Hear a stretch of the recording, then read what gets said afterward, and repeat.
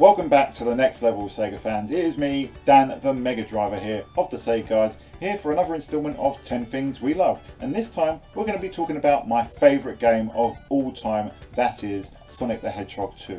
I could tell you 100, maybe 1,000, maybe 100,000 things that I love about this game, but we're going to keep it to a nice manageable level and just talk about 10 things that I love about Sonic the Hedgehog 2, a game that just celebrated its 31st birthday. So without further ado, let's get straight into it. Every great character needs a sidekick, whether it's Mario and Luigi, Batman and Robin, or Han and Chewie. Dynamic duos are always fun, which is why the addition of a new character in Sonic's second game was so welcome. And what a character Tails was, with a backstory at the time penned by Al Nilsson. Tails wasn't just a cute little critter that looked up to Sonic like kids who are 8 years old would, but he was surprisingly competent, inventing the spin dash, whirling his tails to fly like a helicopter, and of course manning the famous Tornado biplane. Not only was he a great addition to the Sonic canon, but he benefited the game in ways that we'll discuss later.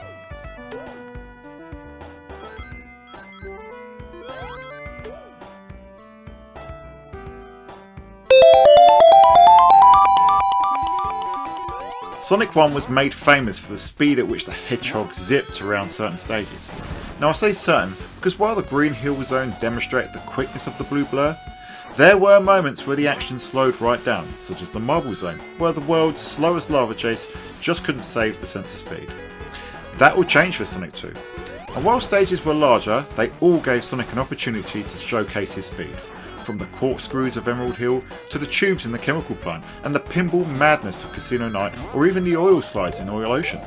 The sense of speed never seems to stop. And even if Sonic or Tails was standing still, you could rev them up and hit top speed with the all-new spin dash attack. It was here that I feel that the gameplay of Sonic the Hedgehog was perfected.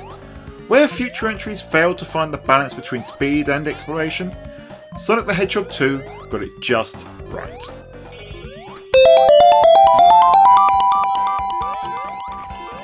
As great as the original Sonic the Hedgehog was, you were just left wanting more, and Sonic the Hedgehog 2 delivered.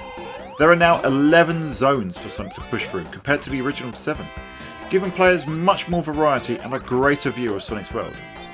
Each zone now has between 1 and 3 acts, which means some zones are short, but they don't outstay their welcome. Overall, there are more standard stages, more special stages, and almost every act seems bigger than ever before, with more routes and much more secrets to be found.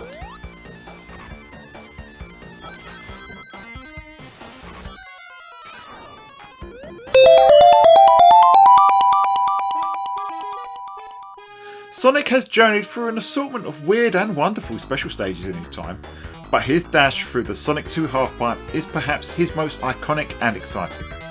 This quasi-3D affair gave players the feeling of chasing the blue blur as he sped through the surreal setting, gathering rings, dodging bombs and collecting Chaos Emeralds. Not only were these stages visually impressive, but they had a wonderful difficulty curve, starting simple and slowly upping the ante as you strove towards that final Chaos Emerald, the ultimate goal towards that true ending. Just be careful when playing with the CPU Tails though, he can be a bit of a liability.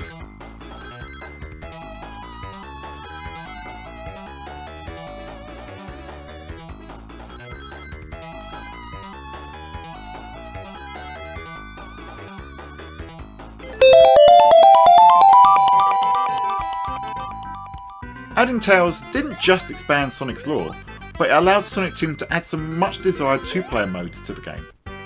Now the first way for two to play together is via co-op. It's not the best implementation of collaborative play between players, as the second player really is nothing more than a passenger, often falling off screen. But their invulnerability certainly is helpful. Having a competent player for the special stages really helps too. But it's the competition mode which is where I sunk so many hours into as a kid with all my family. The split screen implementation isn't perfect, but the 5 categories for victory really do add a lot of meat to the bone, making it more than just a race to the finish.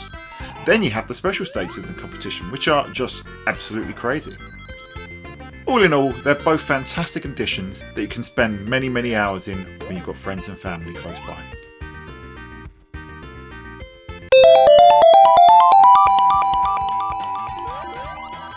Just like the original game, Sonic the Hedgehog 2 features a soundtrack authored by Dreams Come True member Masato Nakamura, and once again it fits the game perfectly. You've got tracks like Emerald Hill, Chemical Plant and Mystic Cave, which are all as iconic as any from the first game, and even the slower, more ominous, more epic tracks such as Wind Fortress are also fantastic. Then you have the special stage theme, which I think is one of the greatest Sonic tracks of all time. And we can't forget about the alternative themes for the competition mode, where the renditions of Emerald Hill, Mystic Cave and Casino Night are arguably as good as their main game counterparts. So yes, an absolutely incredible soundtrack.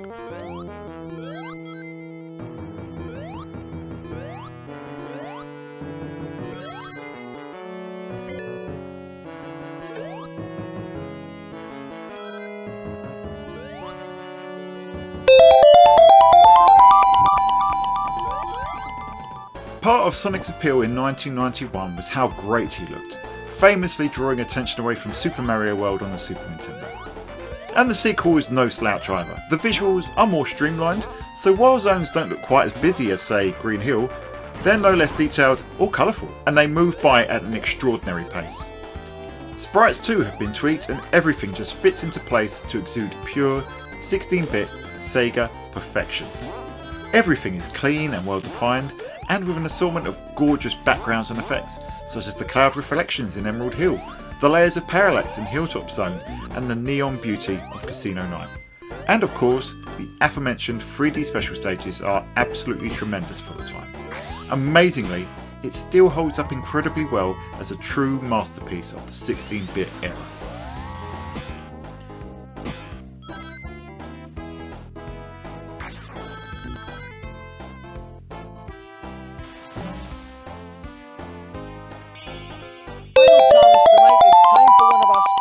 Magazine challenges. Now it's the turn of Sega's Wunder Hedgehog Sonic 2. To start off the Sonic 2 challenge, I've opted for a speed test on the first level of the Emerald Hill Zone. Sonic 2 wasn't the first game to be speedrun, but here in the UK at least, it was one of the earliest examples of speedrunning done competitively. It was featured many times on Games Master, Bad Influence and Games World, with these televised challenges showcasing the Hedgehog's high-speed antics vis-a-vis players facing off in a variety of ways, whether it was through a race through Emerald Hill or a rush to defeat the final zone as quickly as possible. It's an enduring part of Sonic the Hedgehog 2's gameplay. Yes, the main game can be finished in around an hour, but the challenge stems from repeat play and aiming to crush your previous records. Even in the community, the clear time for Sonic the Hedgehog 2 was beaten yet again just a few months ago, emblematic of the game's long-standing appeal.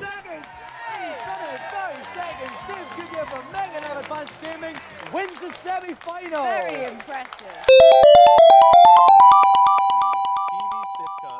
We have received word that Sonic 2 is already off to a very fast start. Sonic 2's sell-in in Europe will exceed 1.2 million units.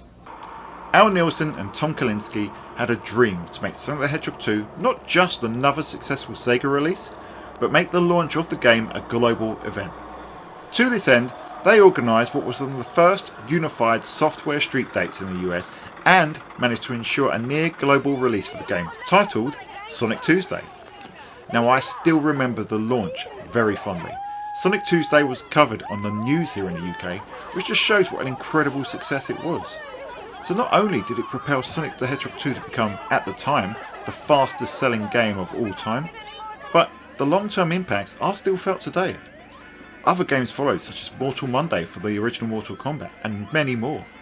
The huge global launches that surrounded games like Halo, Call of Duty and more, they are all down to Sonic Tuesday. Sonic 2 is a massive deal. If you just look at the pre-sales, they've sold 750,000 copies on order already. Supersonic.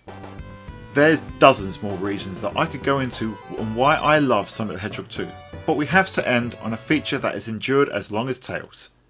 Supersonic. When Sonic the Hedgehog 2 upped the number of Chaos Emeralds from 6 to 7, I remember thinking it was just a way to bump up the challenge. But that's not true. That 7th Emerald was key to unlocking Sonic's super form. Essentially, what we get is Sonic the Hedgehog in Super Saiyan mode. His spikes turn yellow and they stand on end.